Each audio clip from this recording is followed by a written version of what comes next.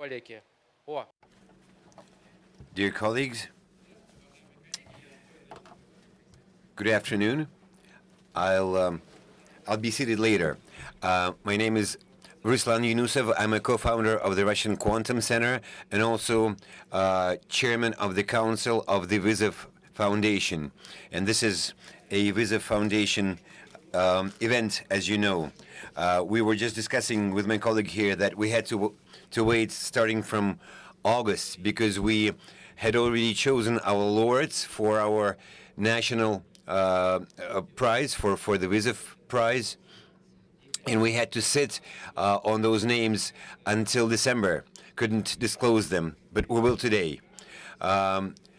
We are streaming this event online on YouTube and on VK. It's in English on YouTube, and once we are done introducing our laureates, you'll be able to ask your questions. I'll start with the people at this table, at the panel. Natalia Tretyak, Director General of the VYZOV Foundation for the Development of Cultural and Scientific Relations. Artyom Aganov, Chairman of the Scientific Committee of the VYZOV Foundation. He has many titles, a professor with Skoltech, among others, but first and foremost today he's here wearing his cap of the chair of the Scientific Committee of the VYZOV Foundation. Konstantin Bogomolov, film director. He has a cold today, so he'll be online with us from his home. He had to stay at home. He's the creative director of the Bronner Theater. Dmitry Zauers, deputy chair of the board of Gazprom Bank and member of the council of the VYZOV Foundation. Unfortunately, one more panelist, Konstantin Mayor, founder and director general of the Meyer Media Holding, who is our information partner, our media partner. He's not with us today either, unfortunately. But we will be able to see what he has in store for us. And we were waiting that we'll be having Deputy Prime Minister of Russia, Dmitry Chernyshenko, with us today. Unfortunately, he couldn't make it today, but our prize is dedicated to future technologies.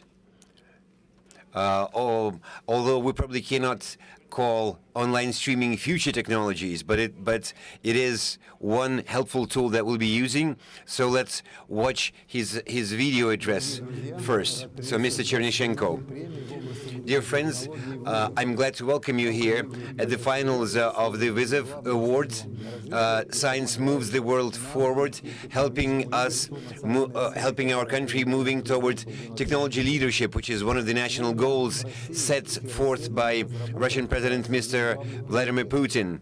Today, scientific development and scientific research is one of our priorities, and we have this decade of science and technology announced by the Russian president. We have national projects for technology leadership launched. We pay special attention to training young talent, popularizing science and scientific knowledge, and promoting the scientific professions. It's great to see that not only the government but also businesses are involved in promoting science, and also NGOs. And this award is a bright example of such synergy. It marks bright scientists whose research changes the scientific landscape.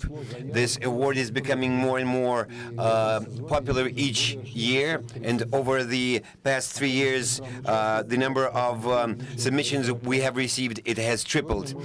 This year we received 630 submissions from 40 countries, and today we will hear about scientists whose research will change the lives of millions of people.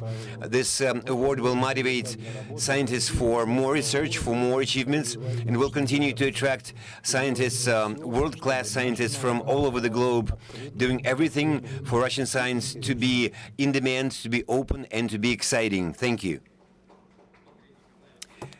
Thank you, Mr. Chernyshenko, Deputy Prime Minister of the Russian Federation, he forestalled one question that I had about the details of the award.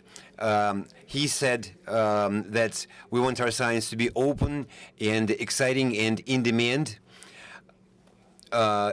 It should be exciting when it's engaging, when it wants people to participate. So maybe Miss Natalia Tretiak will tell us how the submissions campaign went this year, whether this award really is in much demand. Well, indeed, our award is becoming more and more popular every year. We started 3 years ago with 218 submissions, and this year we have 630 from 40 countries around the world, including Russia. If we look at the Russian Federation, the landscape is very comprehensive. We received applications from 58 constituent regions of the Russian Federation.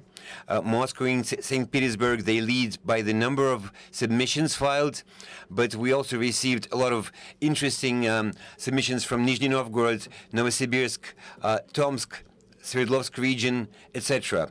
Nizhny Novgorod was rather interesting this year because for the first time it joined the top 5 of Russian regions by the number of submissions filed. And I think this is a result of the fact that we have a new format for the submissions campaign this year, and that is scientific tours. You know, usually we see artists and musicians go on tours, but this year we had our laureates from previous years go on tours. We call them scientific tours across Russia. We had 4 tours this year, and next year I'm sure we will expand the geography, visiting not only the cities that we've already toured, but more and more parts of Russia, including Vladivostok, all the way to the Russian Far East.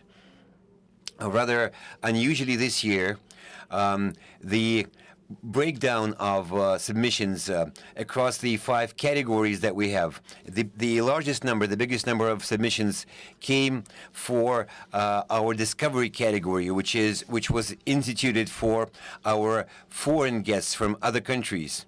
We received a total of 150 submissions from 39 countries filed for this year's award. And those are countries that traditionally have very strong science, including China, the US, India, Brazil, Italy, 39 countries in total. Of course, this is testimony to the fact that that Russian science has a great reputation outside Russia. It's respected. And of course that our awards scientific committee enjoys a great reputation and a lot of confidence from scientists around the world. And this also proves one more time that science is above politics and that it can go beyond borders. And also, as a woman, I'm very happy to know that this year we received more submissions from female scientists. They make up 26% of all the applicants this year. And we'll be working to expand that number moving on. We are very objective, unbiased in reviewing submissions, so female scientists have nothing to worry about in this regard. We've managed to build quite a strong base over the past 3 years. We received more than 1,000 submissions in total over the past 3 years from unique specialists, unique researchers, and we plan to develop in the future, the scientific potential that we have. I'm sure that it will be of much interest for scientists themselves, for businesses, for the government. And I'm sure that next year we will be taking this year's statistics into account. It's rather characteristic that every year we not only get more submissions, which is important, but the quality of those submissions also improves year on year. To the point that it's very hard for our scientific committee to pick a winner because everybody is just so good. We had a lot of discussions this year that would go on, well into the night. arguing about who is the best and who should be chosen as the winner, as the laureate, trying to make the best choice possible, staying non-unbiased. Now we will know the names of our winners today, and on December the 9th at the Manege Center in Moscow, there will be the award ceremony. That's going to be there's going to be it's going to be broadcast on television on Sunday night after the evening news. And I would like to thank our partners, such as Gazprom Bank, Rosatom Corporation, the Moscow City Government, Roscongress, and Meyer Media Holding.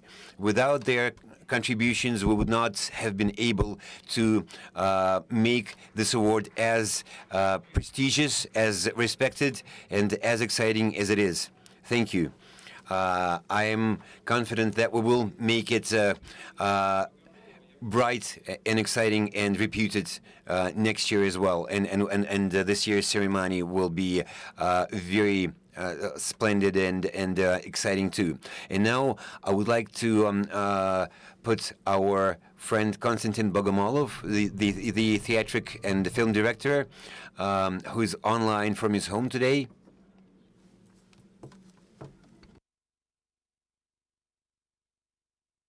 Well, there he is. Hello, Konstantin. Hello, everyone. Let's wish him health so that he would get over his cold as quickly as possible. We were talking about our award, about the submissions that we had received. Artyom Aganov will be telling us about the winners, but of course it's our award ceremony that will be the central piece, and you were the director for the previous two award ceremonies, and you will be also staging this year's ceremony. And they call the VYZOV Prize and the award ceremony the Oscars in science, because it is a great show. It's very, very bright. Very, very colorful, but it's very deep. It involves some very deep discussions and deliberations, because we would like more young people to go into science, to become scientists and experts. We would like to engage them and attract them to science. Well, of course, we can compare it to the Oscars, but I think VYZOV goes further than that. I think it's a unique award because it combines both prestige for science, great reputation for science, and also an exchange in opinions, and also education. So it's more than an award ceremony. This year's ceremony will be my third, and I'm very flattered by the fact that, this trust put in me. I look at it as a separate show or a performance, if you will. We would like to make it a creative event, not only an award ceremony for scientists. I think that it gives great joy to the laureates themselves and to the entire scientific community, but it also gives us food for thought, thinking about science, thinking about the present and the future, philosophy and lyrics and metaphor. It's important for us to support this award as a creative event. This is how I look at it. For me, the history of the VYZOV Prize and its award ceremony, it's a creative act. It's not just an award ceremony, which must be beautiful and splendid and impressive and memorable for all of its participants and guests.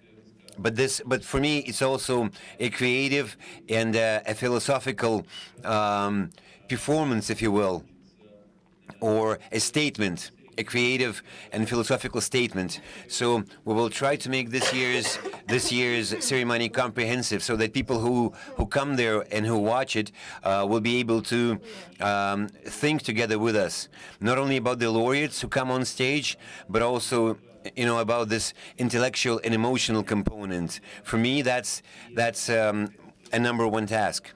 And I'd like to say that it's very interesting for me to participate in the VYZOV Awards award ceremonies, because for me this is my tour into the world of science, of new discoveries, new technologies. I get to meet new people every year. I get to know the laureates. I look at what kind of submissions they have, what kind of achievements they present in their applications, and there's so much I learned from it. And this year was not an exception. So for me, this is a chance to meet some very extraordinary people with extraordinary backgrounds. So it is a journey for me as well, a journey into the world of science. Thank you, Konstantin. Thank you, Konstantin. Another question. In the first season, we had 4 stages instead of one big one. And the main stage was where the researcher was that received the award. That was the space of power. In the second season, we had a symbolic thread of Ariadne, this pathway through a labyrinth, looking through solutions as a symbol of how researchers make their discoveries. This year, can you give us a teaser of what's in store for us in terms of the philosophical, symbolical meaning of this ceremony, or not? No, I won't disclose anything. Absolutely not. I'll just say that the award will be held in a central exhibition managed hall. It's a very unusual space. It's a large-scale space. It's grand. It's complex, of course. At the same time, for me, as the director working with such a space, is a challenge. VYZOV in Russian, eponymic to the name of the award. It's a space that gives you huge opportunities on the one hand, and on the one hand, it creates significant challenges with directorial vision. This space makes you come up with something new every single time. And you said that we had 4 stages one of these years. The second year, we had a different space organization. And this year, the space will be organized in a completely new way. It's not going to repeat what we did the first year or the second year. It's going to be unexpected for the award format altogether, I think. I think we were able to come up with something that hasn't been done before in this genre of award ceremonies. I can't wait for the 19th of December. I hope it all goes well. I hope the audience, live audience, the TV audience as well, will be impressed. We have a lot of celebrity participants, of course, as usual. The performers, musicians that are going to participate in the ceremony. We have wonderful literary material to back us up. The artist designer that I've always been working with, Larissa Ulmakina, an outstanding designer, has been working with me for years. She's a theatre set designer. But of course, I am not going to disclose the narrative of the ceremony.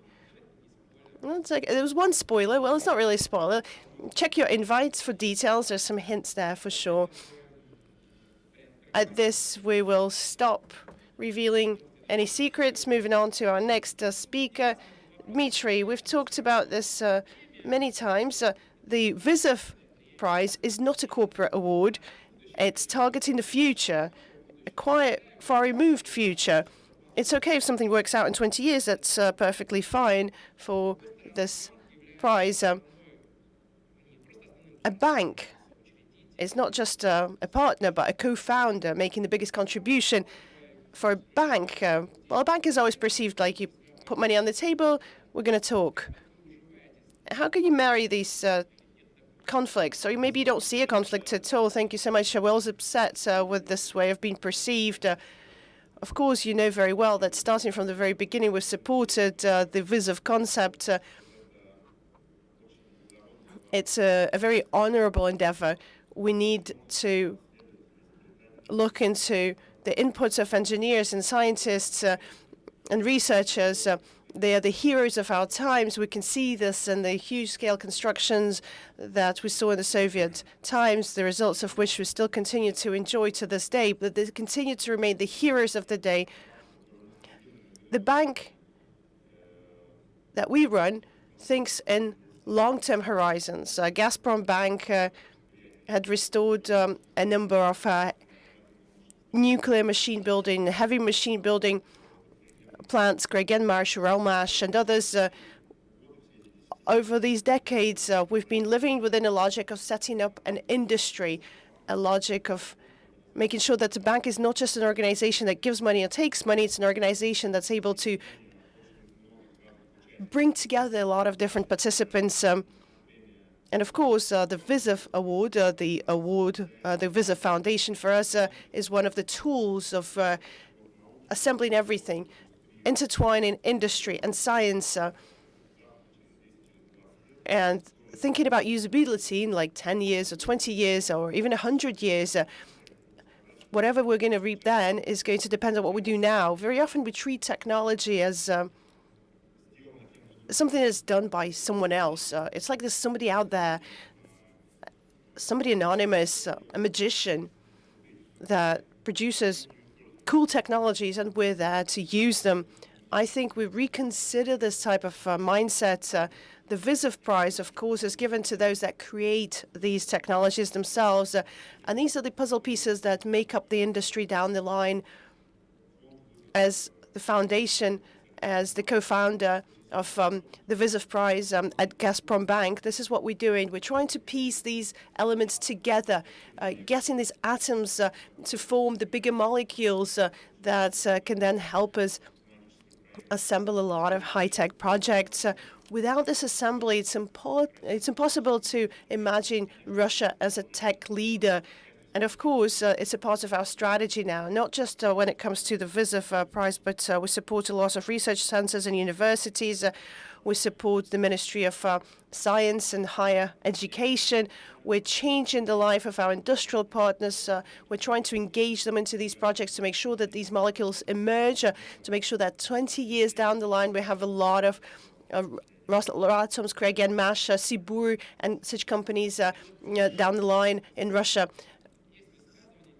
Question, well, the no profits in your own country, they say. When it comes to research, technological innovation, in Russia, that's the way it's perceived. This is the load of the 90s, the legacy that we still have to carry when everybody was disillusioned in science, science that can drive technology and technology that can be an innovative discovery and implementation in Russia. Over the last decades, people have been trying to tackle this from various aspects, and I'm seeing that now, gradually, the younger generations has a better mindset. Previously, nobody would believe it, and now it's like a why not attitude. And I would agree, maybe you can comment on this as well. I think what we do is one of the pillars that will support the belief in ourselves, in our scientific independence that will help us to create these technologies in Russia down the line. Dmitry, I fully agree, of course. There's a lot of interest these days to technological, including IT domains. Developing software is, of course, a huge industry in itself. But the entrance barriers there are a bit lower when it comes to chemistry or physics or complex machine building technologies. The barrier of entry is much higher, but we've seen huge interest. We've been going around at universities looking at people trying to defend their thesis as part of the 2030 projects. There were a lot of projects that had to do with high tech. They would be impossible without an in-depth understanding of physics, biology, medicine, chemistry, and of course, this movement has started, and I think we will be able to accelerate it a lot, accelerate this knowledge transfer, this potential intellectual knowledge transfer to the economy, to the industry, to something applicable.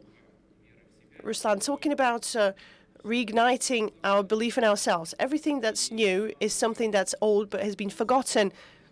the success, the technological success that Soviet Union enjoyed back in the day was supported by Rosatom. Of course, it wasn't Rosatom back in the day, but it doesn't change the essence. The nuclear project drove science forward, drove the industry forward, drove the country forward overall. And starting from 2001, it's great that Rosatom is a partner to our conference. What makes Rosatom stand out is an ecosystem approach.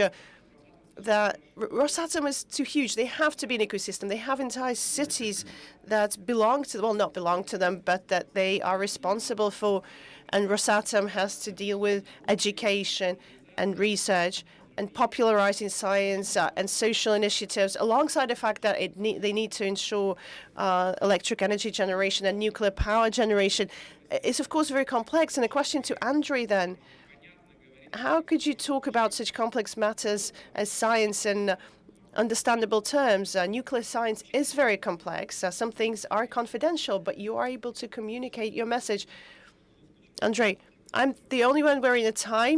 I wanted to complain to the organizers.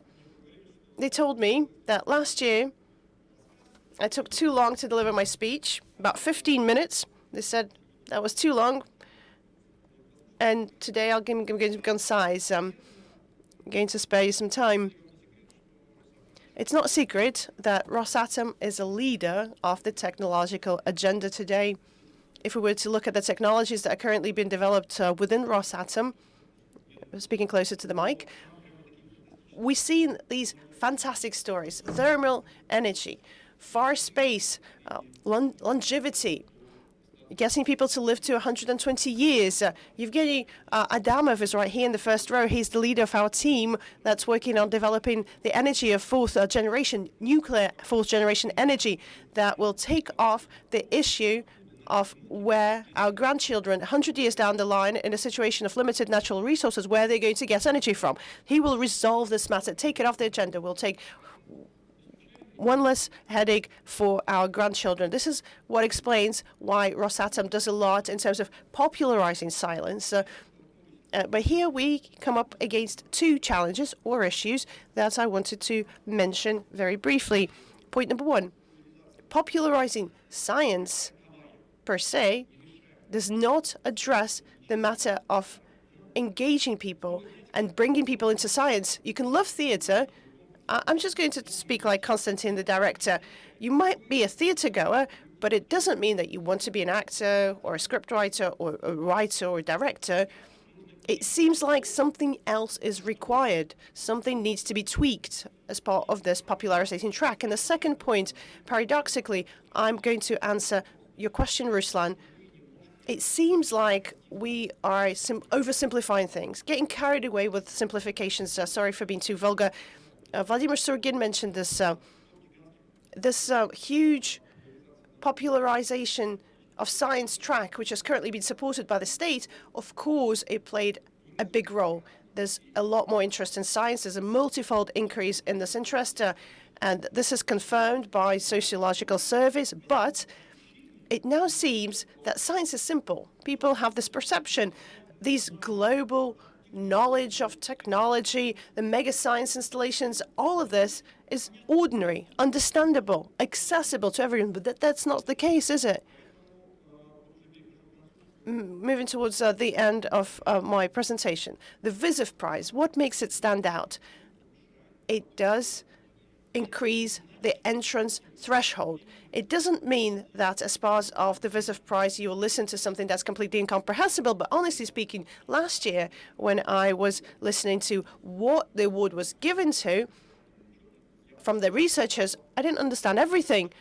Well, actually, I didn't understand anything, practically, so just live with it, everybody. I think this is what's in store for all of us. Another important moment, what's missing from today's popularization effort, we're starting to talk about specific developments, not science at large. We're talking about specific technologies that are little elements, little bricks that are going to create tomorrow's technological landscape, or even the day after tomorrow. I'm looking at Alexei Fedorov with a lot of love and respect. Before our eyes, he's created a quantum computer, a whole sector as part of quantum calculations, but this is not done by experts in microelectronics. all of the top mathematicians and physicists of global level are engaged. There are Nobel Prize winners that deal with it, of course. Perhaps there's a lot of them. Over the last few years, most of the physics prizes have been given for this topic. I was a kid back in the Soviet times, and researchers were perceived as they're doing something somewhere abstractly. They know something, they shelf in it, keeping it on the table, and it's there in the drawer for the future generation. No, we are the future generation now. We have suddenly discovered the fact that this knowledge is applicable in terms of driving specific technologies, and this is why the VYZOV Prize is so valuable. It demonstrates specific solutions. And the third point is success, of course. The VYZOV Prize helps us show that it's prestigious to be a researcher, and it's a mark of career success. So the three components, knowledge itself, specific development, and demonstrating success, these are the little bricks that help parents teach their kids and help kids make an important decision in their life to become a scientist and a researcher. Thank you, Andre. I love to argue, and I will argue with you again. I love debating. When you're trying to oversimplify things in the business language, you are expanding the funnel. More people will tune in. Some of them will be filtered out, of course. But in terms of the results, what we've seen that over the last few years, students are much better than about 10 years ago, much stronger, 15 years ago even. And I think the funnel is working. Not negating the fact that you're right. I didn't say that popularizing, I didn't say it was bad to popularize science. I'm just saying it needs to be tweaked a little bit. Well, it can't be oversimplified. It can't be overcomplicated. There has to be a balance. Okay, then. Finally, we're almost getting down to disclosing the names of our laureates. But first, let's watch a video about the people who defined the winners, who were entrusted with picking the winners. We have a very interesting setup of our scientific committee, and we have a special video about that.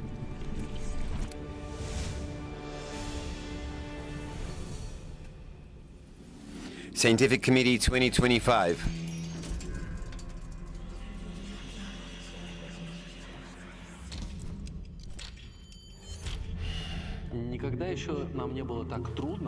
It's never been so difficult for us to choose our winners as this year. The atmosphere of the scientific committee is heated discussions. Yeah, sometimes we grab the mic from each other, trying to share our opinions. We discussed every submission in much detail.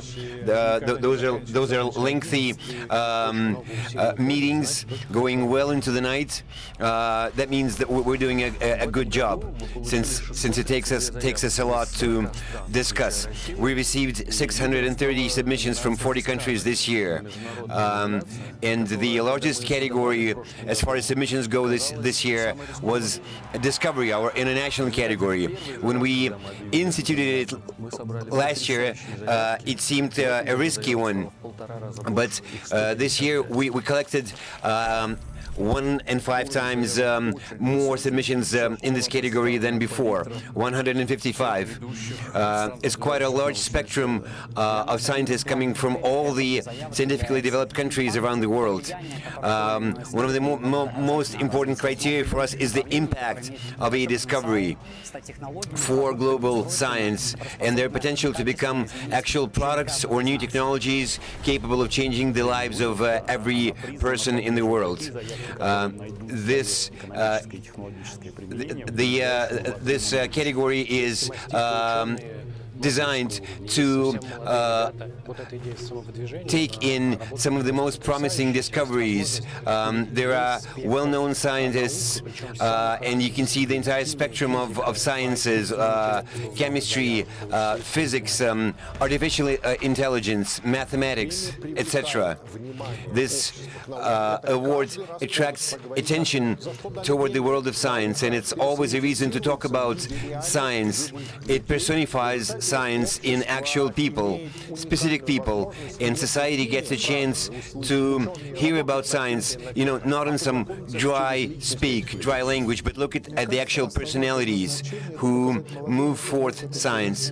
One of the tasks of the award is to show younger people that science is exciting, that it is a good career path, and it can also be financially rewarding. And it's also important that once a laureate receives their award, they get broadcast on TV, people start recognizing them in the streets, they become the heroes of today, they become celebrities. While awarding the prize, we also set some of the trends for the development of science for years to come, showing that both in Russia and in the world, this branch of science will be developing. This is where you should go. Looking at the 4 categories that are from Russia, apart from discovery, they can serve as who's who in Russian science today. And a lot of those names are well known across Russia and also quite a bit abroad.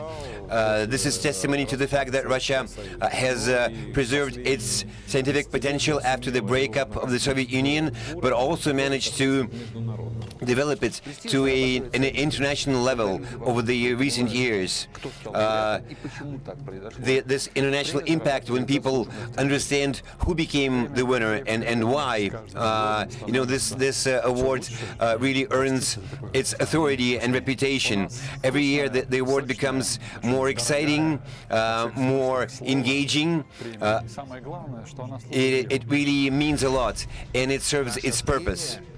Our award is an example of what discussions should be like. They're academic, they're expert, there's a lot of evidence presented, a lot of sources cited, a lot of fact-checking going on. Every year, in the final season, we think that it can't get any better. But for 3 years in a row, we've been seeing that the quality of submissions has been increasing, and it increased every year. And it's becoming increasingly difficult to pick a winner because everybody is just so good. The VYZOV Prize Scientific Committee has defined the names of the laureates for 2025, and we're about to introduce them to you.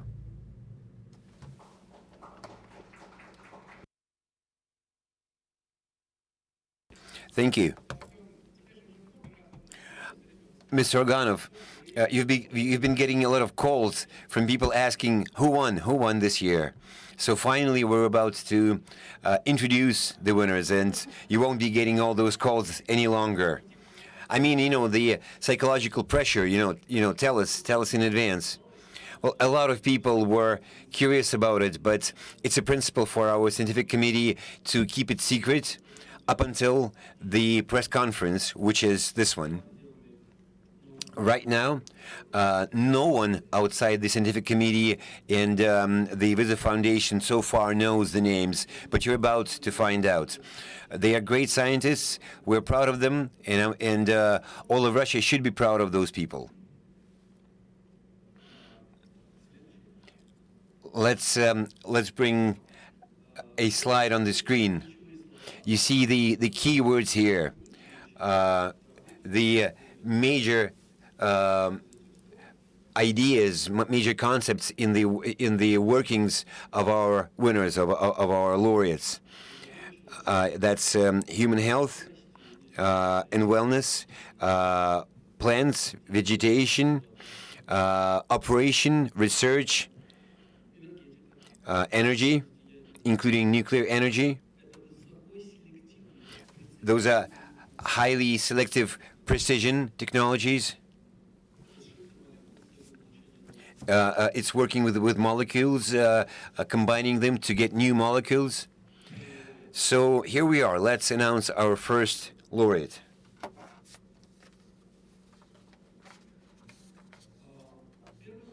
Our first laureate in the vision category is Vera Vil from the Institute of Organic Chemistry, and for the first time, a female scientist takes that award in this category. Let's give her some applause. When Natalia said that 26% of the applicants this year were female scientists, I actually wanted to make a pun, but I couldn't because I knew the results. And now you just announced them. We don't look at gender when we define a winner, a laureate for the award. We only look at their achievements. We only look at their research. And I think this is a reason to be proud for our winners, because they don't get picked, according to some gender quota, but according to their achievements. She gets the award for developing methods of chemical bond construction using electric current and organic peroxides. What are peroxides? Those are chemical combinations.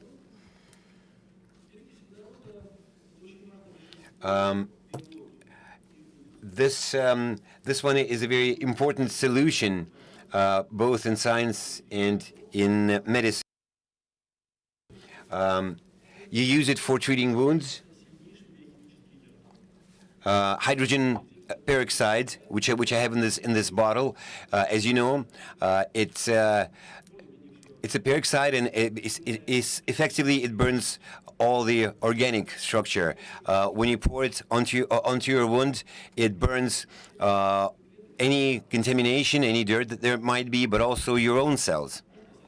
It's like a micronuclear explosion which burns everything, preserving you from getting dirt into your wound.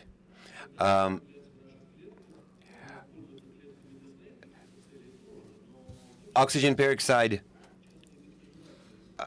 it can also be an unwanted product of metabolic processes, which leads to our cells getting damaged or aging faster. And so most of our cells have this special ferment named catalase, which is supposed to protect cells from hydrogen peroxide, and they decompose it. Here I have some fungi, live cells.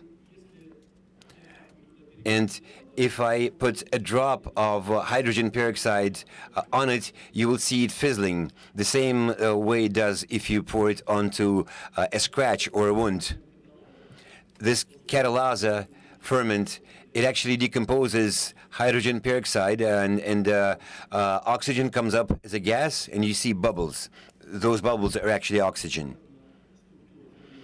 You see the structure of the catalase ferment. This is a rather complicated, rather complex structure. So what Vera works on, the focus of her research, is organic peroxide. It's a class of solutions which isn't well researched. It's not popular among scientists in a way, but it has a great potential. Artemisinin is one of the most promising one of that class of solutions. For its discovery, Chinese scientist Tu Youyou, who is also female, she received a Nobel Prize. In fact, it is a very strong treatment for malaria. This is Vera Ville's famous molecule. I even put it together from building blocks. It's called peroxide. So this is the kind of molecules that our laureate generates by oxidizing organic molecules, and using this kind of molecules, she creates new molecules, new types of molecules. The synthesis methods that she develops, they are atom economic, and they are waste-free. So you can synthesize a molecule you need in large quantities, almost with no waste, no byproducts.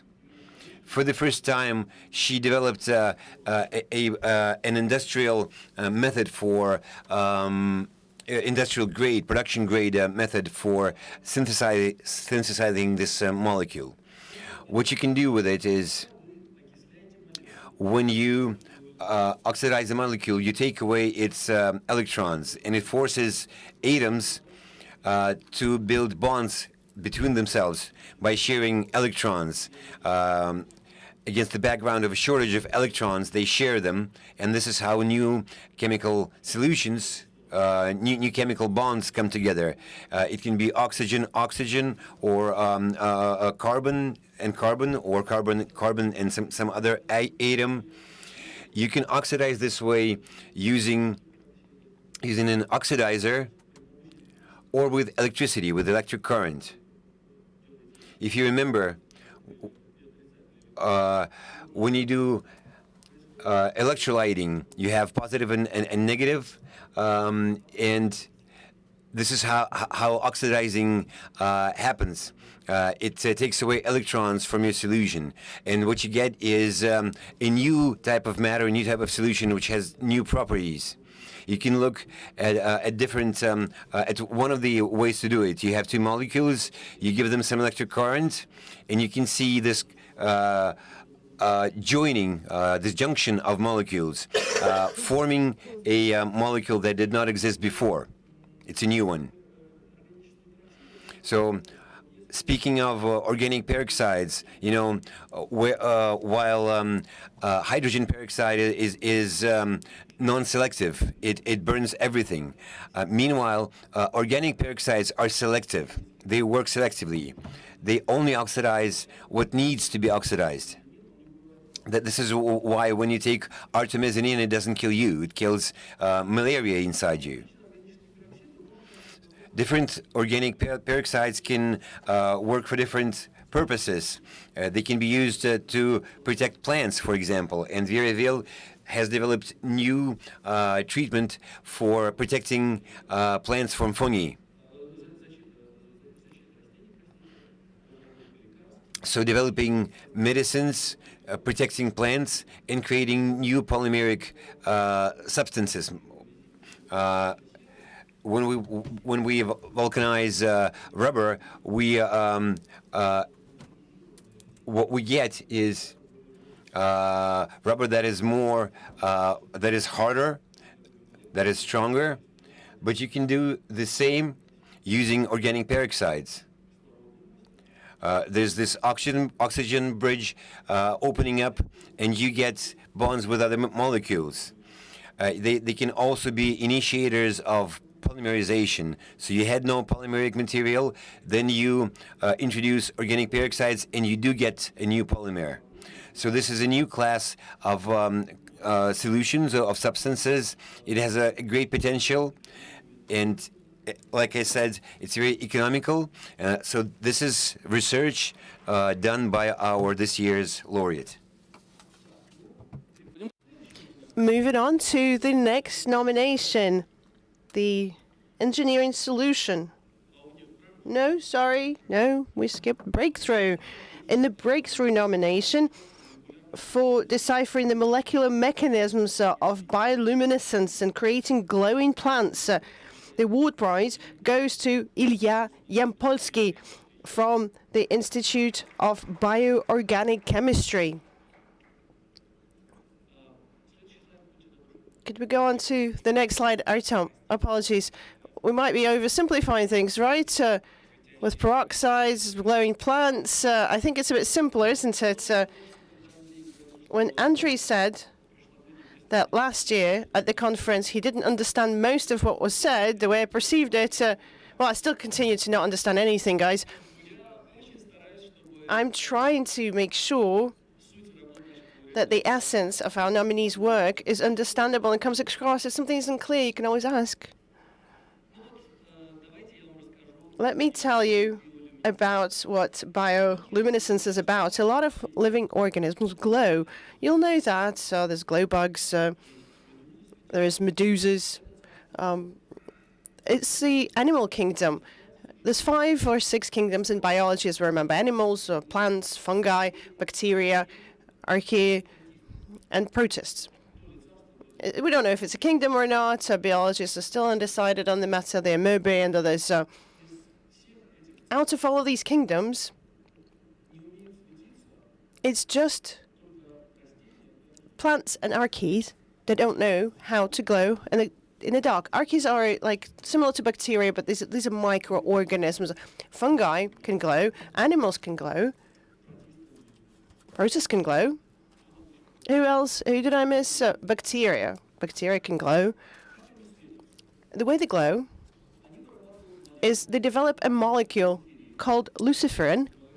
There's nothing devilish about it. It's nothing to do with Lucifer, despite the name. In Latin, it just means something that carries light. If you remember the legend, Lucifer, before he became bad, he was good, and he brought light. Each living organism has its own kind of luciferin. When you say luciferin, you don't say anything.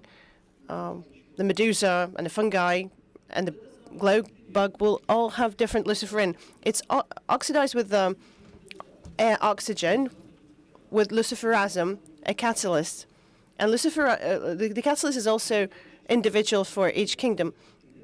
The energy that's generated is not heat, but light, a quantum of light.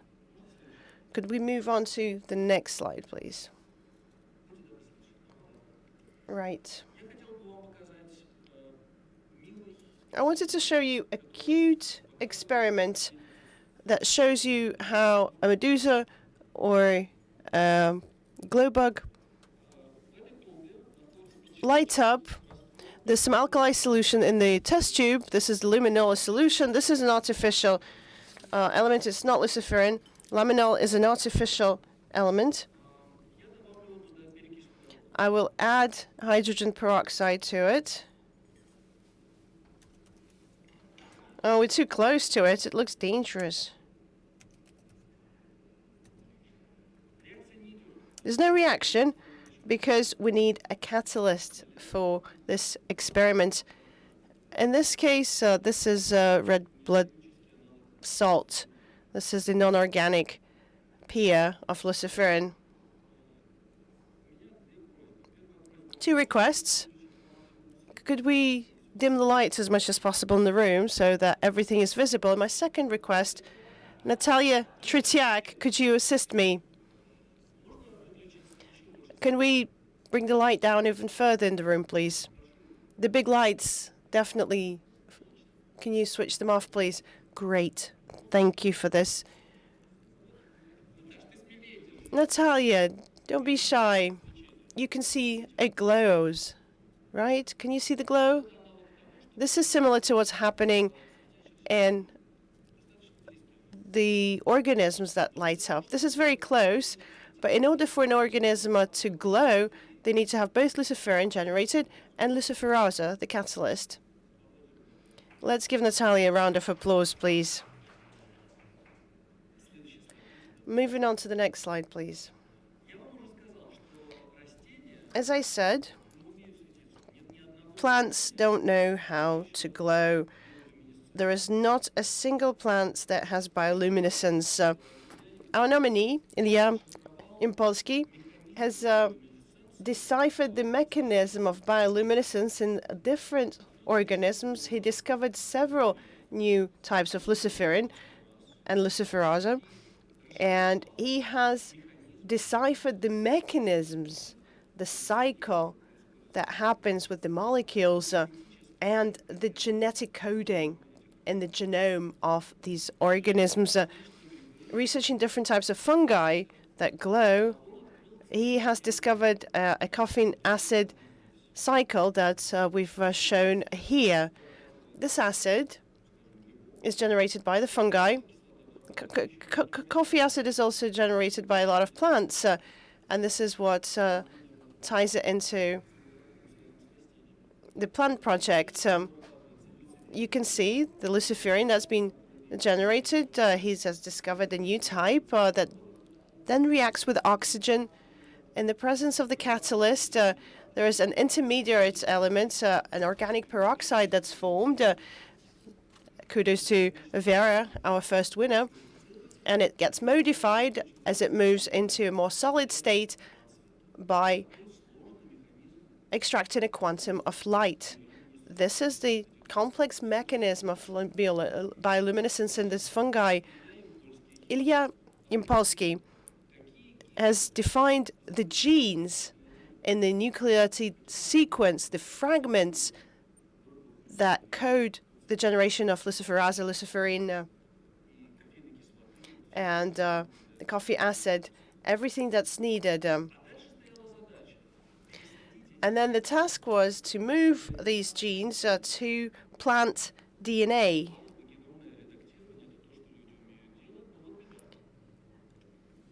But there's a problem. In the plants and the fungi vocab, you know, these are different kingdoms, and they have parted ways evolutionary a very long time ago.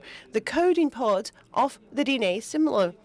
It's similar in terms of the sequence being generated and in terms of the proteins, but the non-coding part, the start and the stop, stopping the synthesis of the protein, is different. That's why we can't transplant a gene from a fungi to a plant straight away. You have to modify this non-similar coding part, and we have to deal with synthetic biology in this case, which is tremendously complicated. And before Ilya Yampolsky, nobody was able to create a glowing plant. So he was able to do that. He created several petunias, and now he wants trees to glow as well. In 2025, these glowing plant discovery was acknowledged as one of the best discoveries by the Times magazine, and you can see the cover of the Times magazine showing his glowing petunia. He didn't just transplant the genes into petunias or carnations, these genes in charge of bioluminescence. He was able to intensify the glow twofold. So these petunias, they light up much stronger than the fungi that they borrow the genes from, and they can tweak it up even further, make them glow even stronger. This has been commercialized. Unfortunately, not in our country. Commercialization of genetically modified plants is prohibited in Russia. Perhaps it's a thing of the future. But in other countries, you can buy Ilya Yampolsky's glowing flowers. It's beautiful. Would you love to have a glowing plant in your home? I would love to. But I do actually have one.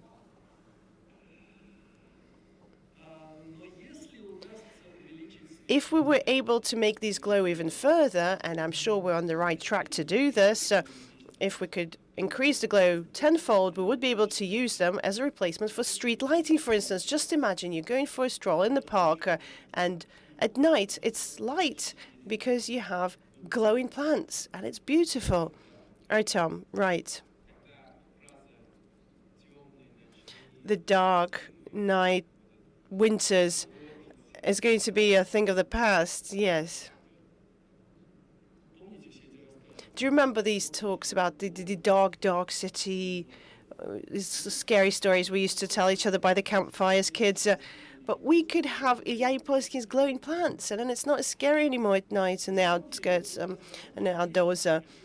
This discovery has one very practical and a very interesting future application. Plants don't know how to process nitrogen from the atmosphere. Bacteria can do that, and not all of them even. And they need it. The plants need it. And that's why we need to add nitrogen fertilizers to our soils. When Geber and Bosch, back in the beginning of the 20th century, developed the technology of this artificial fertilizer synthesis of ammonia, they received 2 Nobel Prizes for this during different times. This revolutionized people's lives. About 20% of all of the energy of people goes towards these reactions, the ammonia synthesis. Billions of people were saved from hunger with just this one discovery. The issue of hunger was practically addressed. Can we make plants process nitrogen from the air, and how? If we introduce genes from the nitrogen processing bacteria. It seems to be a similar technology. You take a gene from a different kingdom, bacteria and plants are different kingdoms. You modify them in order to make sure that the plant is able to read them properly or without developing any toxic elements for it. You insert it into the plant and you don't need any more nitrogen fertilizers. I think that's a good application for the future. That's the winner. That's very interesting. Artem.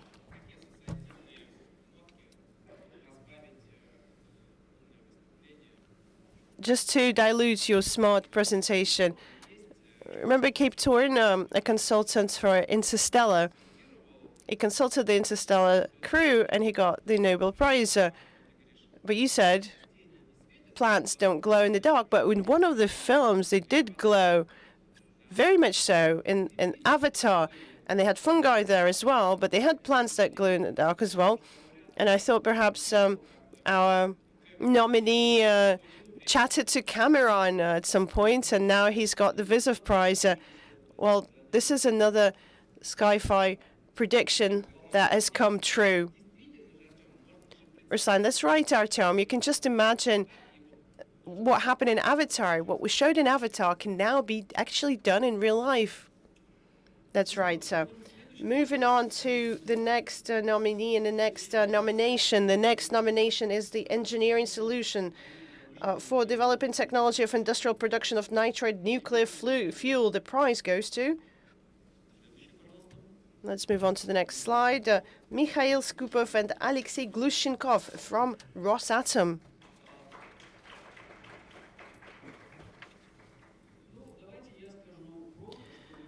To simplify things, my personal opinion, the most important thing that's happening on Earth in terms of technological development is artificial intelligence, number one, and the nuclear fuel cycle, number two. It's a closed-loop loss cycle, and this is exactly what we're talking about here. Moving on to the next slide, please. Let's take a look at how nuclear energy works nowadays. Nuclear energy is awesome. But today I'm going to be talking about its drawbacks a little bit, not even a little bit. The bulk of uranium in nature is 238, which is not used by contemporary nuclear power plants. They use uranium-235, which is less than 1% in nature. It's a tragedy. There are products of reaction that appear in the reactor, plus the underused uranium that didn't fully react, and all of this goes into waste. This waste, according to various estimates, in order to be safe, they have to be buried safely for at least 300,000 years. We don't have a technology that would ensure safe storage of nuclear waste for such a long period of time. At this point, we don't even have any idea of how we could test this. You know, you cannot make an experiment for 300,000 years. How can you make sure that your protection will last? As of today, there's no way to be sure. So we have to bury that nuclear waste, not actually knowing what's going to happen to them in 100 years, 200 years from now. So our grandchildren will have to deal with them. So our problem is that we don't get to use, a vast amount of uranium, and then we say that we only have like a 15 years store of uranium, so it's going to last for 15 years, our resources of uranium. Also, we get very hazardous, very radioactive nucleids. We have to bury them without knowing how our grandchildren will have to deal with them. So this is these are the this is a dark side of the overall promising and potent nuclear energy. So what happens to uranium-235? We bombard it with neutrons. We call them thermal neutrons. And we have the nucleus partition reaction. The uranium nucleus falls apart into two parts. We have two major reactions. You can see them on the screen right now. In one, you see three neutrons being decomposed. In the other one, two.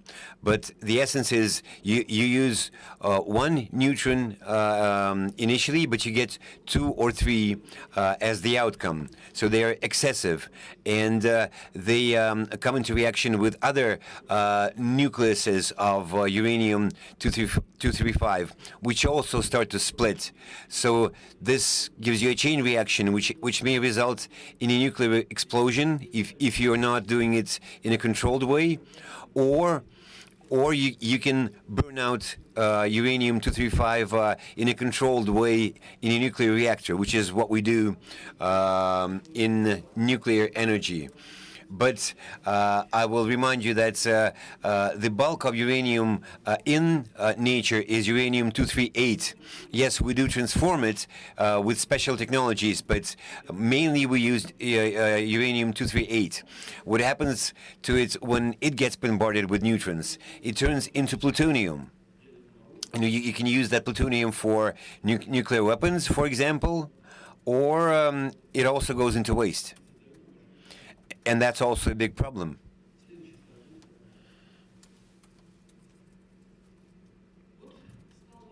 So we had to tackle this question, this task.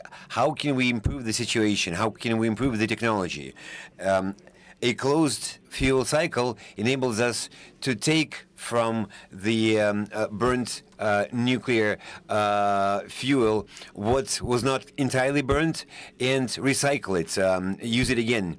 Now we can use uranium-238 because with fast neutrons, they actually produce uranium-238. We also use plutonium. It also is produced using fast neutrons. But this new project, which I'm a big fan of, it has three very important components. That's nuclear fuel, in which we burn to burn everything that used to go to waste. That's a reactor that we are now building in the Tula region in Russia. And finally, a technology for processing, for recycling processed nuclear fuel. So thanks to the fact that we burn all those long-lived isotopes, you don't have to worry about burying them for hundreds of thousands of years. Thanks to the closed fuel cycle, you can bury them in a safe way for 100 years.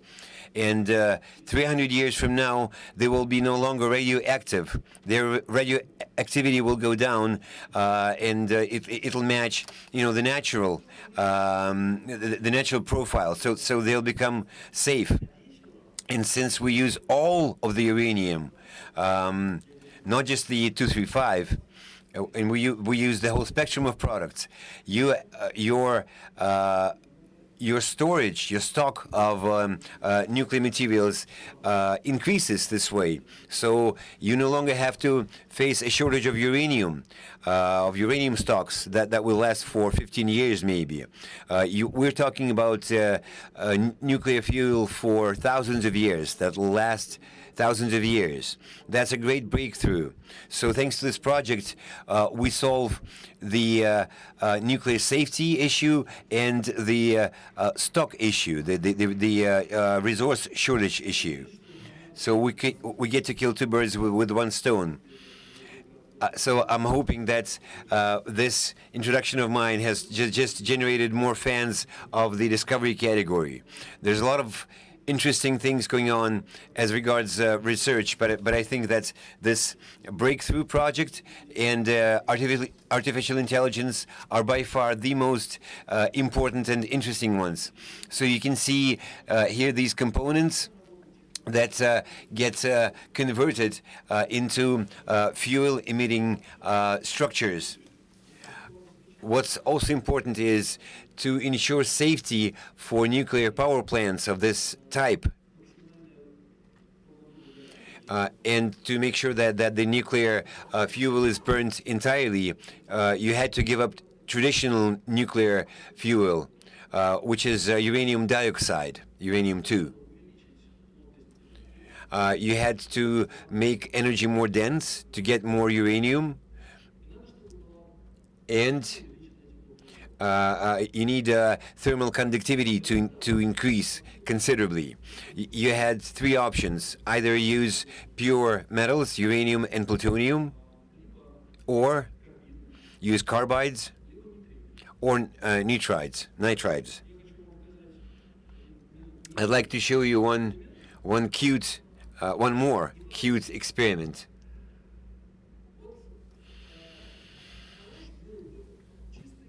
A pure uranium would be great, a piece of metal. Energy density is great, thermal conductivity is great. Apparently, it's great.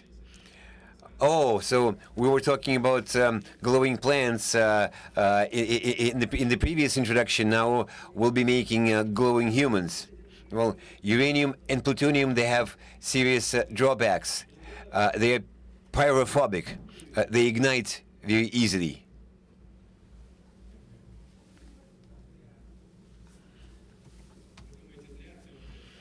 It's Artyom is wearing gloves for a reason. So yes, they ignite when they get to meet oxygen and air. This is what happens when you heat uranium or plutonium. Don't be afraid. This is not uranium. This is cerium. But uranium does the same. It has a similar reaction to tension.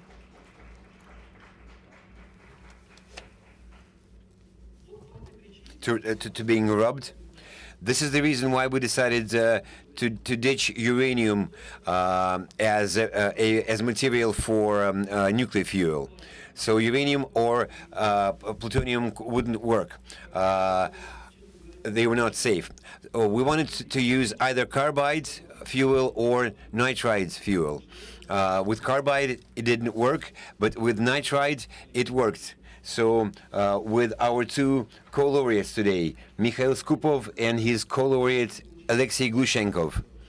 So not only were they able to develop a technology and a material, but also they developed production. They've already created and tested more than 600 components. It took them 15 years, a lot of hard work, but it opens up the future for us to catalyze nuclear energy into a new millennium, not just a new century for it.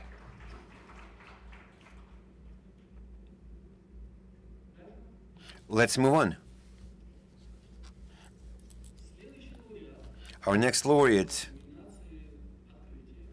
in the discovery category, that's our international category. They get awarded for discovering a new reaction. They invented a reaction that launched click chemistry and transformed molecular sciences as well as chemistry of living systems. It's Professor Valery Fokin, professor at the University of Southern California, United States. Let me tell you a story. In the beginning of the 21st century, there was a Nobel Prize winner for chemistry, Carl by Sharpless. He published a program article describing his dream. He dreamt about click chemistry. I'm going to tell you what it is in a second. You know, organic reactions, they are hard. They require a lot. Aggressive environments, high temperatures. They usually have a lot of byproducts, which you have to purify after that, rectify them. But Sharpless dreamt of reaction that would happen, you know, in a click. It's when you fasten, you know, your belt, for example, or close a purse, you know, click, where they would take little time and they would not require an aggressive environment. So basically, that would be, you know, quick, instant self-composition, like building blocks, using a library of very simple and easily available building blocks. Well, that was a dream. There was this article by a Nobel Prize winner. By the way, it was Sharpless's wife who invented the term click chemistry. She came up with this. But Sharpless didn't know how to develop this kind of reactions. But his colleagues working in the same university, Professor Valery Fokin, originally from Nizhny Novgorod, Russia, decided that he knows how to develop this kind of reaction. And he was assisted by a rather childish curiosity in a childish experiment. There was this kind of reaction invented about 100 years ago. Alkyl azide cycle of addition. What it means is you have two molecules. One of them is organic azide, so it has a tail of three nitride atoms linked to each other. So this is azide. And also you have alkyne. Acetylene being the simplest one of them. So this is an organic molecule with these two carbon atoms strongly linked to each other. Valery knew that one valent cyprum likes to build complexes with alkynes. This is a rather weird thing. Just think about it. It builds these complexes very easily, but they're not stable. More than that, they are combustive. Being a specialist in catalysis, Mr. Fokin knew that these unstable things are great intermediate stages in catalysis. You know, they get formed, so it comes closer and it starts working with the alkyne, basically shaking this molecular link, and it becomes prone to working to co-reacting with other substances. So you use copper. You use one valent copper for this as catalyst. Without copper, it will not work. How do you get one valent copper? Also, it was a childish experiment that helped it. When I was, you take vitriol. When I was a school student, I had several crystals of vitriol, and I brought them to school. One classmate of mine asked me what it is, and I was silly enough to say that those were candy. And he swallowed it, and half the class did the same. Valery Fokin, well, they had to take some stomach cleansing, but they all survived, don't worry. Valery Fokin had safer experiments, although also childish ones.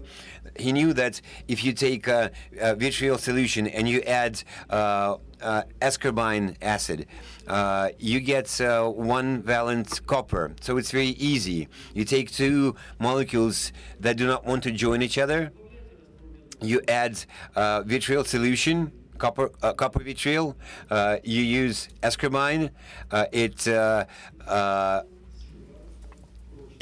shakes and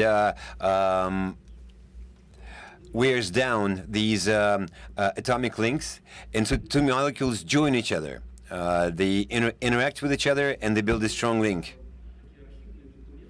You can see some archive documents here, lab journals.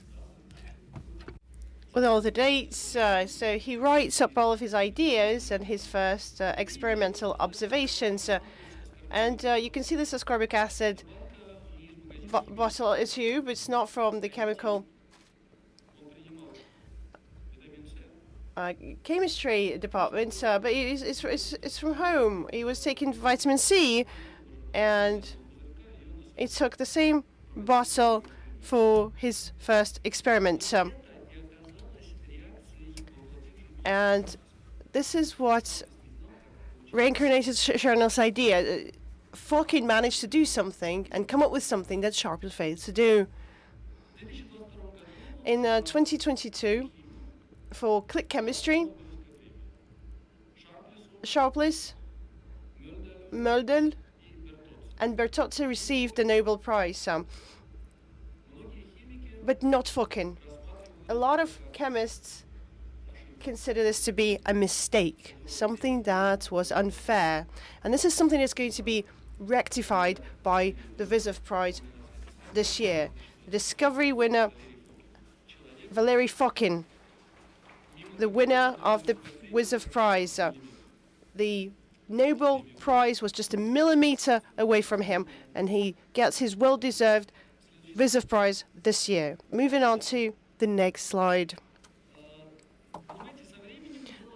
Over time, several more click reactions were discovered, but this is the key one. By distance, the bulk of the click reactions that happen in the world, this is the Fokin reaction. And it's not just one reaction, we have to say. It's a whole class of reactions. You can attach this tail to acid tail to any molecule, an alkali tail to any molecule. So two molecules, whichever molecules can be bound. And there's 99.8%.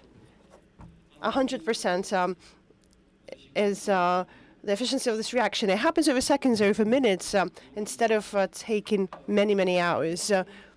Before we continue, I wanted to show you how this reaction works. Is Maria Grudova with us? Maria, could you approach us, please? You were the person that helped me design this experiment. Please come here.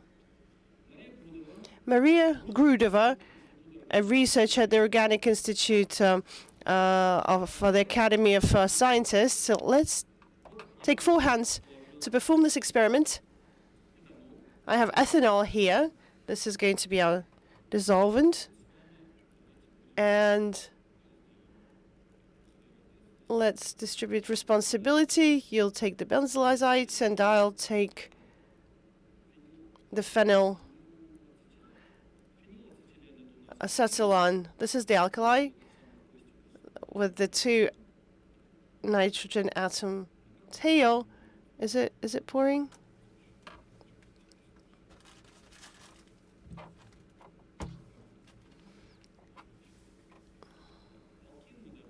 We added the alkali. We'll add the acid.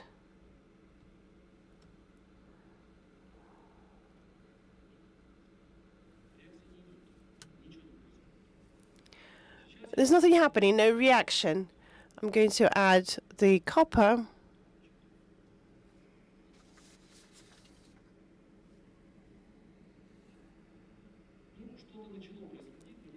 Something's happening, but not really. It's clouding up, but not too much. And now, the final strike. I add the ascorbic acid. Well, Maria is going to do us the honors.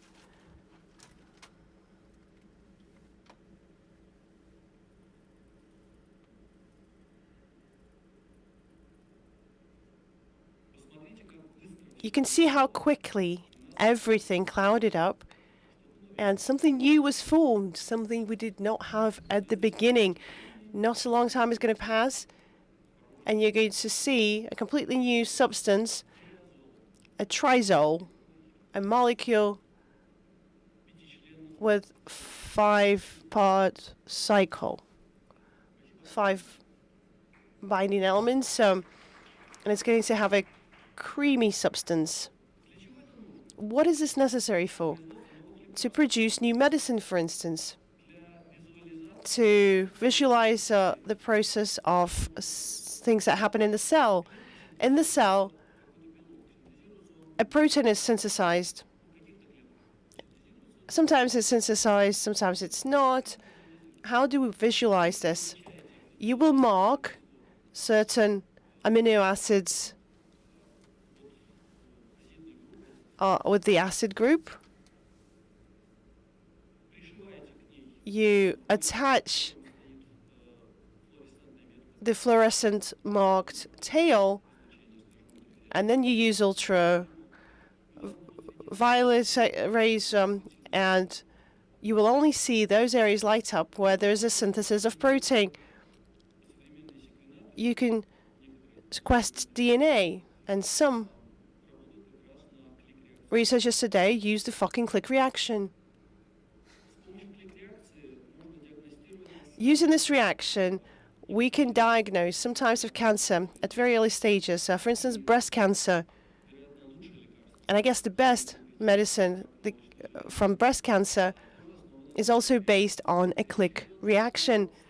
We're talking about the most complex breast cancer cases, the so-called triple negatives that can't be treated with radiotherapy surgically or with traditional chemical therapy. So what would you do with such aggressive types of cancer?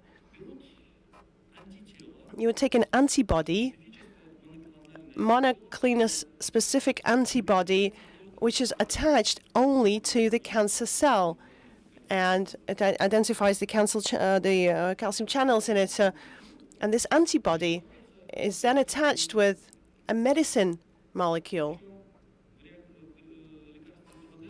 In the Trodelvy commercial drug, they've already been able to attach 7 different medical molecules. The antibody attaches itself to the cancer cell, and the medicine destroys it. It's targeted, selective treatment. This is the key word in click chemistry: selectivity. Organic acids, we have to say, well, the reaction is already completed here, so I'll switch it off. Organic acids are inert in a living cell. They don't react with anything within the cell. Living cells they don't know what to do with them. So this acid just floats around in the cell, not responding to anything until there's one valent copper and an alkali. You can have chemical reactions in the cell to bind these cells so that the cell doesn't even notice that these are taking place. Bioorthogonal chemistry. Chemistry that occurs within the cell alongside everything else that happens in the cell without intervening in any living process at all. I think that's awesome.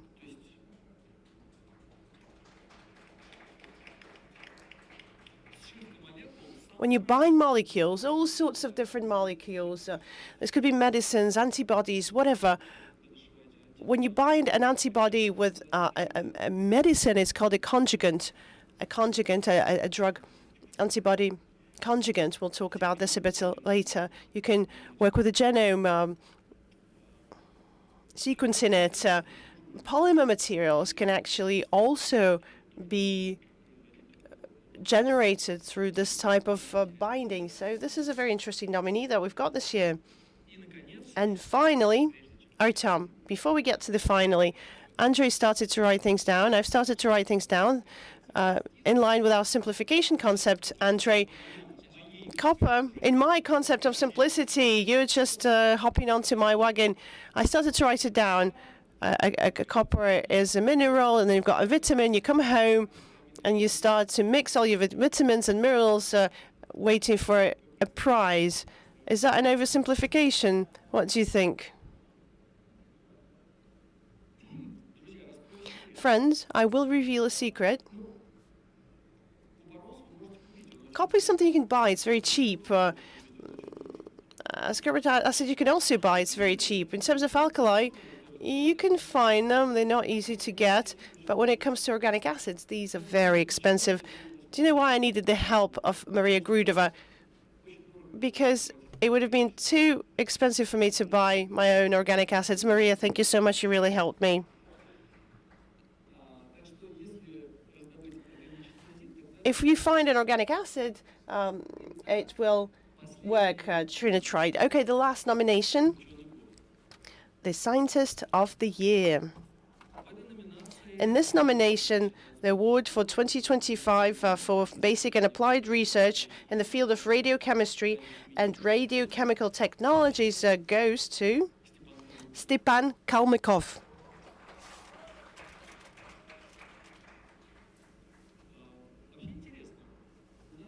It's interesting. Among our nominees, we have an academician, a vice president of the Academy of Sciences, Mr. Kalmykov, and alongside him, we have somebody with no degree, Mikhail Skopov. He has no PhD at all. Both of them are great scientists.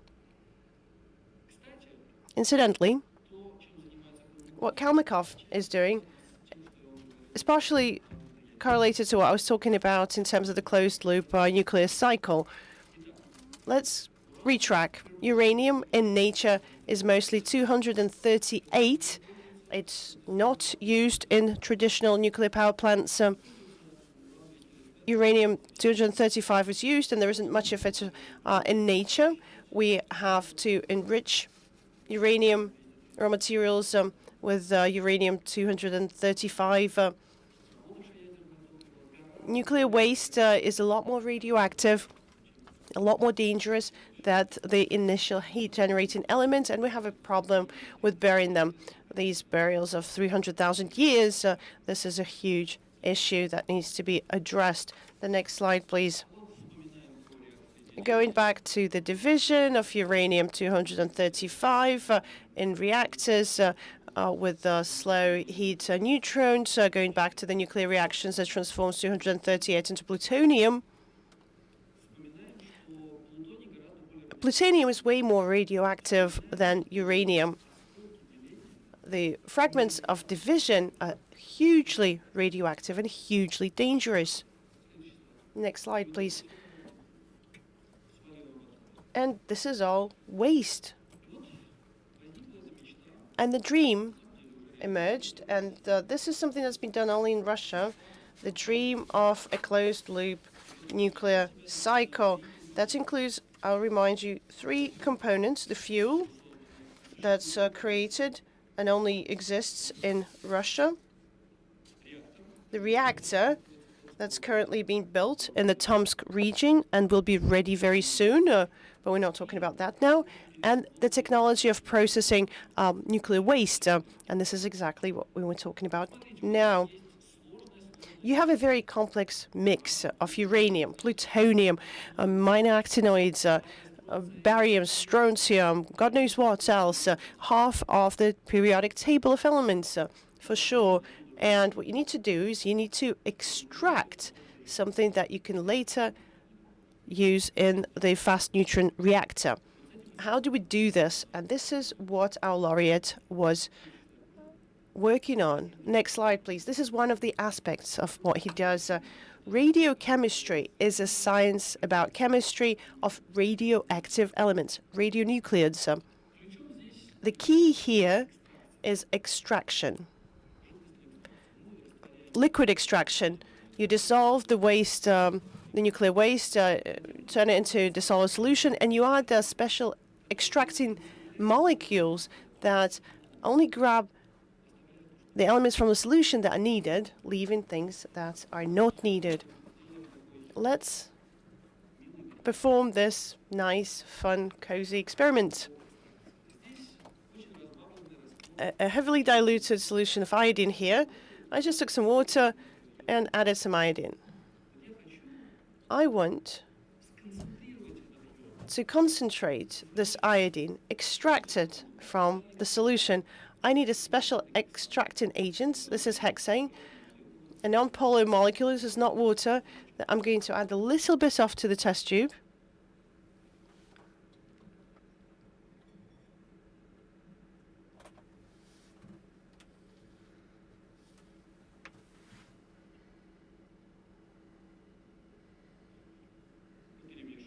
We have to mix it.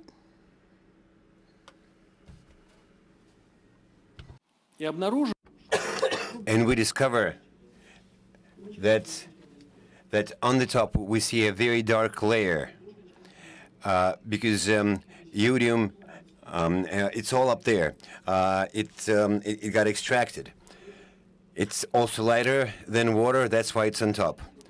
That's why it's important for us to develop this kind of extra agents that would be very efficient and also very selective, so that they would only grab from a solution only what they need to grab. But the problem was that a lot of those radioactive elements, uranium, plutonium, neptunium, they have very similar properties. That's number one. How can you subtract them selectively? How can you extract them selectively? That's question number one. And question number two is, how do you develop those extrusions if that branch of chemistry is not well developed yet? This is where modeling comes into play. Machine learning, quantum modeling, and we take similar substances that match our nuclear elements by their properties. So by many cycles of modeling, Mr. Kalmykov managed to develop this kind of technology and to create an extragent that can extract the necessary components from recycled nuclear waste, nuclear fuel, in a selective way. And another aspect was recycling and recultivation. In traditional nuclear power plants, we have this used nuclear fuel that we need to bury somewhere. We need to dispose of it somehow for the next 300,000 years. This is the situation as is. Before the breakthrough project actually comes into play. There's a lot of plutonium, for example, and it's important for us to understand which form they should have to be buried. It must not be dissolvable, that's number one, and also in natural conditions.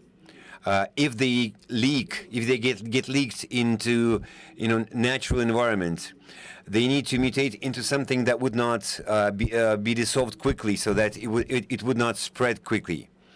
So Mr. Kalmykov studied physical chemistry of those elements and their combinations that they morph into in natural environment from radioactive materials such as plutonium. For example, plutonium takes a 4-molecule form, which is very bad because they act as any solution. They leak through any type of matter, any type of materials. But there are certain types of stone, or clays rather, that can stop that and contain that. So Mr. Kalmykov actually discovered what types of clay can be used specifically. So when you bury nuclear waste in a container, you surround it with the layer of just the right clay that will contain it, that will keep it from spreading. These radionuclides that radio chemistry works on, it's not just nuclear waste, not just nuclear fuel, it's also radioactive pharmaceuticals, specifically for treating cancer. Professor Kalmykov works on many different radioactive nuclides to be used for medicine, but the most important for them are radium and actinium. Those are short-lived isotopes that you can produce in conjunction with other radioactive elements using a nuclear reactor. But there is this challenging task. You need to take those isotopes, extract them from a combination of radioactive nuclides selectively, efficiently, and quickly, because their half-life for those isotopes is very short, so you have to work quickly. It's a matter of hours. So within an hour or two, you have to extract all the actinium from the solution without extracting anything that you don't need there in the bunch. So Professor Kalmykov developed the kind of technology and selected the kind of extrusions for that. So once you have that actinium, for example, you need to develop radioactive pharmaceuticals. And together with other scientists, Professor Kalmykov managed to develop that. So the conjugate of antibody to be used as medicine. So you get anti-protein that sticks to a cancer cell and only to a cancer cell. And it has this actinium or radium molecule. And so radioactive decomposition of this isotope will kill the nuclear cell, the cancer cell. You can see on the screen a picture describing how well this works. When you treated cancer cells with a radioactive pharmaceutical, and cancer cells completely disappeared. So they were completely eradicated by this decomposing radioactive substance. So this is our laureate in the Scientist of the Year category. Thank you very much. So we just went deep into the scientific component. But the VYZOV Prize is not just about discoveries as such, but also the people who make those discoveries. So let's watch a short video about those laureates as people and their human reactions.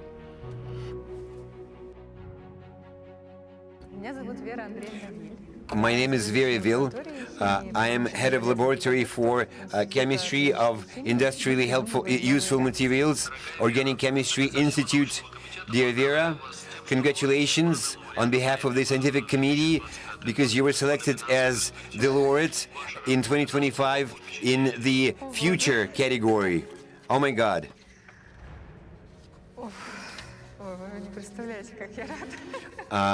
I can't begin to tell you how happy I am.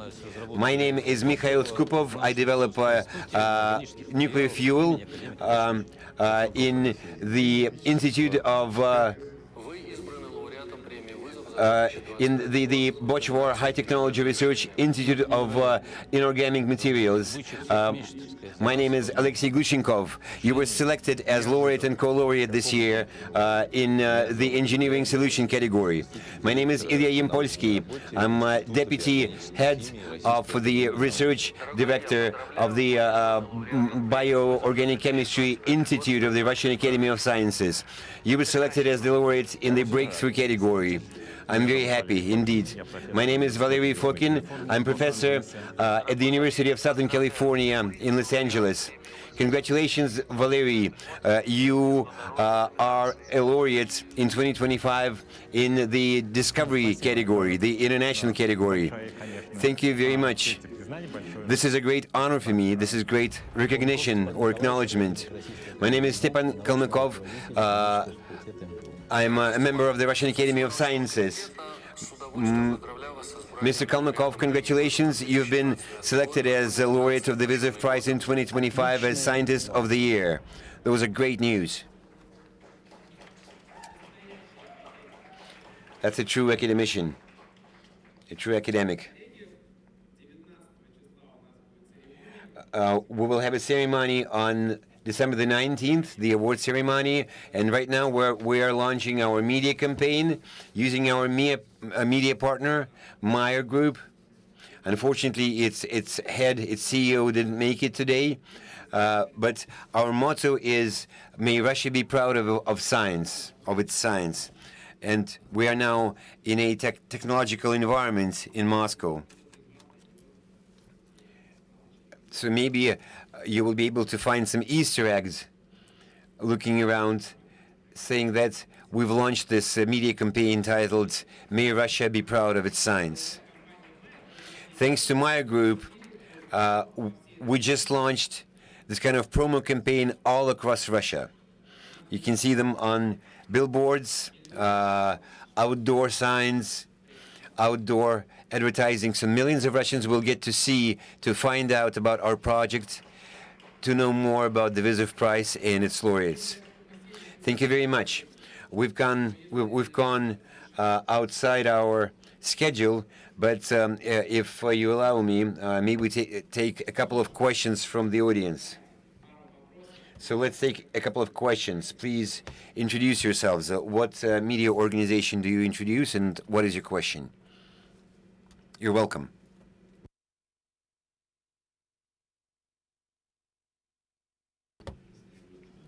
Thank you very much for those very interesting experiments and for the information. My question is, the largest number of submissions that you received for the award, what area of science did they come from? Was it chemistry? I can see that there are chemists, they make up a majority of the laureates, but that doesn't mean that the chemistry made up a majority of applications. We actually, there was the composition was rather even. We had a lot of very strong physicists, very strong biologists, strong chemists. So it wasn't just chemists. They filed a lot of strong submissions. But when the scientific committee was forming the shortlist, chemists probably had an advantage there, a numerical advantage. So more chemists made it into the shortlist. But our award, it doesn't have any kind of discipline specialization. It's not discipline specifics. It's unlike the Nobel Prize, which is a Nobel Prize for chemistry or Nobel Prize for chemistry. In our categories, anyone can win. It may be a chemist or a mathematician or a biologist. In our first year, we had a majority of physicists among our laureates. Next year, biomedicine, we had a slight advantage of biomedics. This year around, it's more chemists. That was not on purpose. It just happens naturally. We don't look at the area of science. We look at the quality of research when we decide who the winner should be.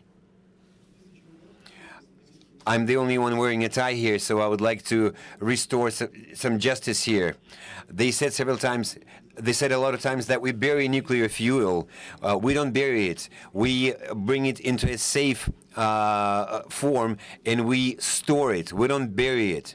So once again, we don't put things into the ground to shove it onto the shoulders of our grandchildren for 300,000 years. What you heard today is not really entirely factual. We store it in a safe environment, and it doesn't get shoved onto future generations. Yulia Rudy, VK. I'm from the outskirts of Moscow, a scientific town, Fryazino. I studied physics and mathematics, and now I work as a journalist, but covering science. What I've been seeing in recent years is that despite our best efforts to make science popular and give it a reputation, in our town of Fryazino, our physics and math class at the local school was disbanded, and our own teacher, she's now retiring, and there's no one there to take her place. So I would like you to share your opinions about what is the prestige of the scientific professions in Russia today. How do you see it? Scientists build the future for humanity, and they have interesting jobs. They work on interesting things, so they're heroes. Thank you. The man in the tie wants a word again. Well, going back to my intro speech, now is the time when fundamental science, basic science, is not just the avant-garde of research itself, but it has found practical, specific applications that are opening a doorway into tomorrow, when we'll have a completely different level of life than what we have today. Please just listen to me. The agenda for Rosatom: thermal, nuclear energy, far space explorations, not just Moon and Mars, but within the entire Milky Way universe.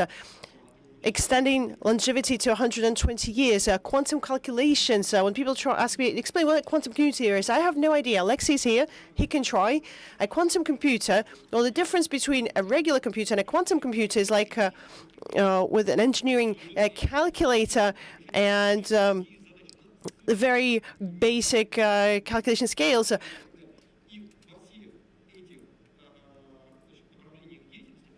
And in all of these areas, the key role is played by researchers, scientists that have graduated from math departments, not just engineers, but researchers. Now is the time when researchers and scientists have the biggest potential to tap into. It's not just prestige now, it's a necessity. I think Andre put it very well, and we'll support what he said. One last question, I guess, because otherwise we're running out of time. I represent a ProDevibe University project, and my question is as follows. How do you see the developments of the National VYZOV Prize for the future years? Are there any goals or formats that you envision for it going forward? It's too early to anticipate what in store for us in 2026.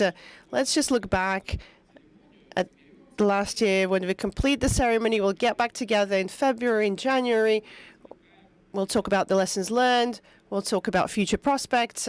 Artem can jump in and add. Artem, I think we can expect a lot more international submissions going forward. Science is international. Within Russia, our prize is well known. And I wouldn't say everybody applies, but a lot of people do apply. So we're not anticipating a great growth in Russian submissions. There's a lot of them already. But when it comes to international applications, I think we can multiply these. And I think this trend is going to be very persistent going forward. I think the prospective award, I think the way applications are submitted, I think people being able to self-submit opens up new opportunities for young scientists and researchers. Everybody give it a go. It's a huge chance. It's a huge opportunity. It's not just an opportunity to win. It's also an opportunity to be a part of the great experience that our research council has. All of the applications that we receive, all that are of interest, we support them going forward, even if they don't become a winner in the future nomination. We believe that over the next few years, this is why we created the foundation and created the VYZOV Prize, that we're going to incentivize people to come to science, to join science, to make discoveries. I don't know which of the years, but I'm sure this day is going to come when the winner is going to say, you know, I watched the VYZOV Prize years ago and I went into science and here I am up on the stage. Thank you.